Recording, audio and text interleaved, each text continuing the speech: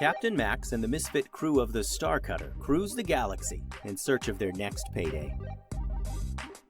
This is Captain Maxx, Episode 1, Drop Those Puppies.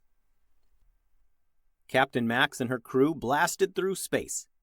Their ship, the Starcutter, was much smaller than the ship they were chasing. They had tracked this ship for nearly 2 weeks. The captain of this warship was suspected of stealing puppies from Miss Griswold in Sector 9.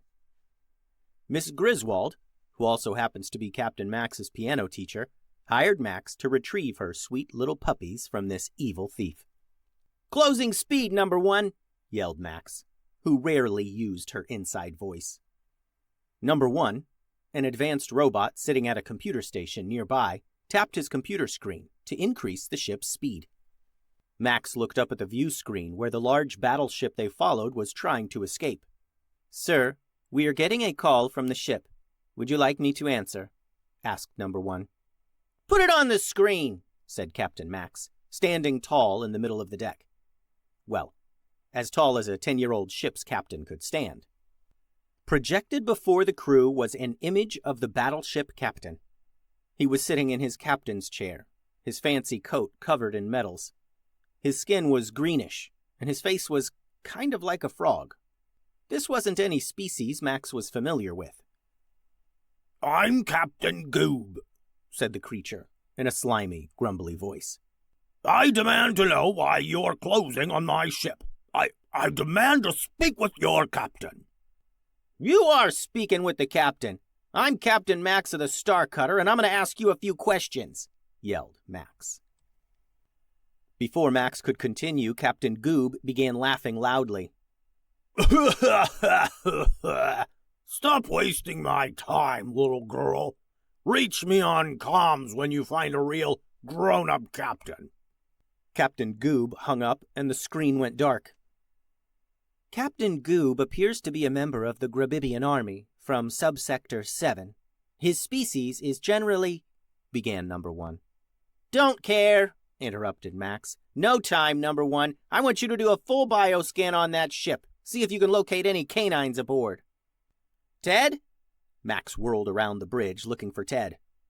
"Ted!" she yelled. There was a gentle whoosh sound as the bridge door slid open, revealing Ted.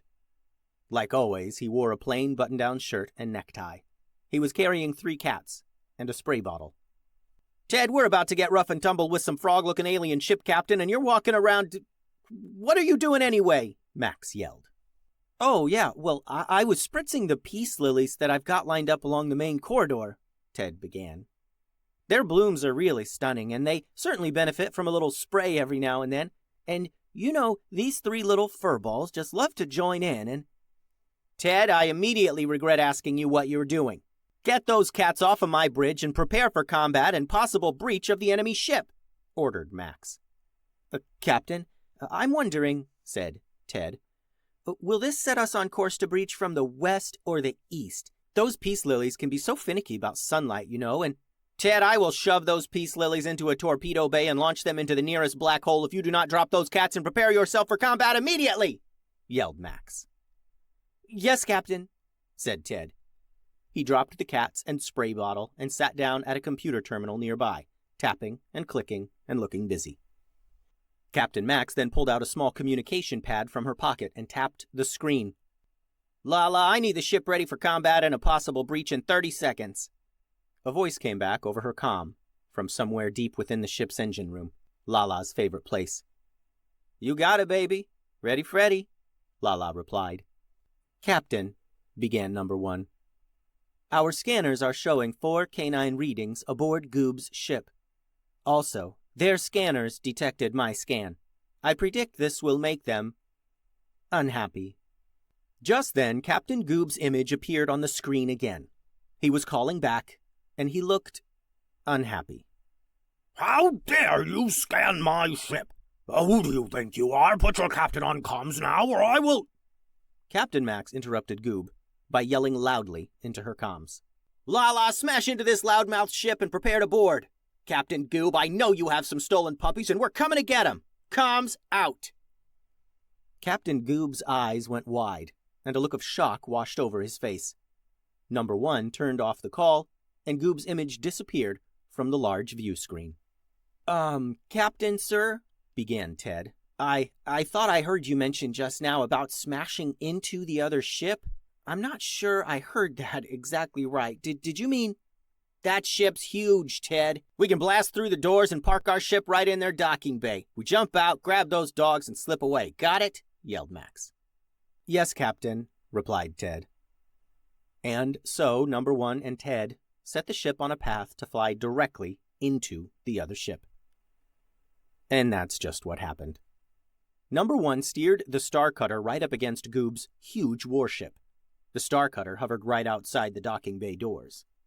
Number 1 opened fire with a laser blast. A bright red flash shot from the Star Cutter and impacted the cargo bay doors of the warship. The door erupted in sparks and exploded out into space. Metal pieces went flying off into the void. Captain Max's ship flew right into the opening it just made. The landing legs deployed, and a ramp dropped down from the Star Cutter.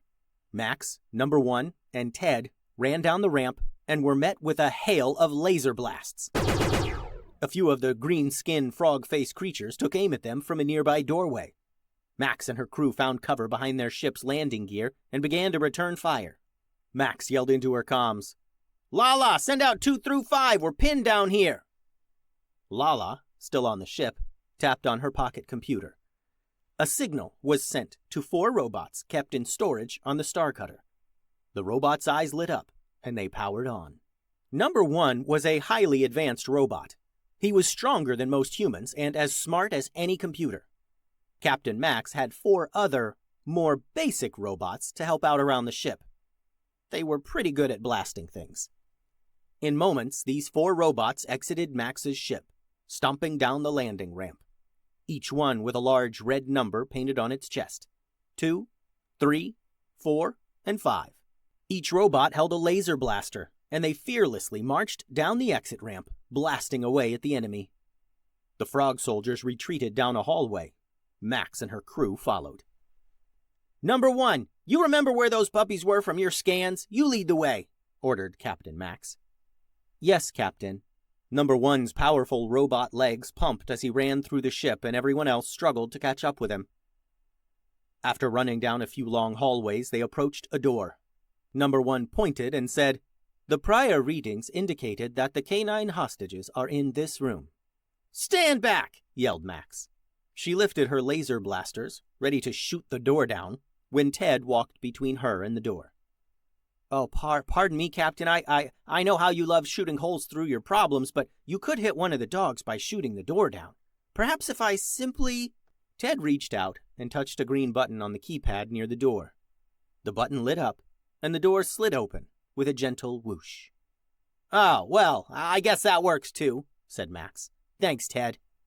Ted was too excited to respond, though, as he rushed into the room and gathered up all 4 puppies into his arms. They were excited to have company and began licking his face and barking. "Oh, yes, who's a good boy? Who's a good boy?